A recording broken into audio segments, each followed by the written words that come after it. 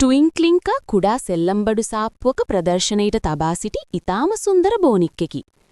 රාක්කේ සිටි ලස්සනම බෝනික්කා ඇය වූ අතර එතනින් යන්නේන හැමෝම ඇගේ ලස්සන අගය කළා.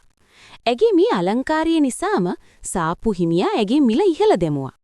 අනිත් බෝනික්කන් ට්වින්ක්ලින්කාගේ ලස්සන සහ ඇයට ලැබෙන අවධානය ගැන බොහෝ සෙයින් ඉරිසියා කරන්නට උනා.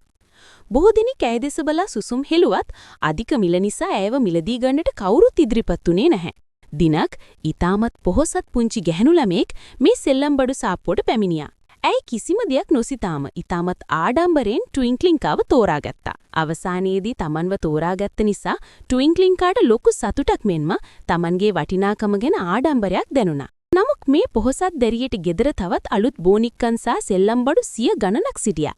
ටික කාලයකට පසු අලුත් සෙල්ලම්බඩු ලැබෙද්දී ඇය ට්වින්ක්ලින්කා ගැන සොයා බැලීම සම්පූර්ණයෙන්ම නතර කළා. ට්වින්ක්ලින්කා දූවිල්ලෙන් වැසී කිලිටිවි අඳුරු මුල්ලක කාටත් අමතක වී ගියා. දවසක් කාමරය පිරිසිදු කරන විට ඒ දැරිය පරණ වී ඇති ට්වින්ක්ලින්කාව කිසිම පැකිලීමකින් තොරව කුණු කූඩේට විසිකලා.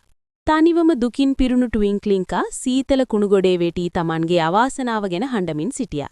පසුව මගපසික තිබූ මේ කුණු ගොඩ අසලින් ඊටමත් දුප්පත් පුංචි ගැහණු ළමෙක් ගමන් කළා. ඇය කුණු ගොඩේ වැටි තිබූ ට්වින්ක්ලින්කාව දැකලා ඇය ගැන හුඟක් දුක හිතුණා. ඒ දුප්පත් දැරිය බොහොම ආදරෙන් ට්වින්ක්ලින්කාව අතට ගත්තා. ඇය ට්වින්ක්ලින්කාව නිවසට ගෙන ගොස් පරිස්සමින් පිරිසිදු කරලා Taman සතු එකම වටිනා වස්තුව ලෙස ආදරෙන් රැක බලා ගත්තා. ට්වින්ක්ලින්කාට නැවතත් ජීවිතයේ සැබෑ උණුසුමක් සහ අපිරිමිත සතුටක් දැනුණා.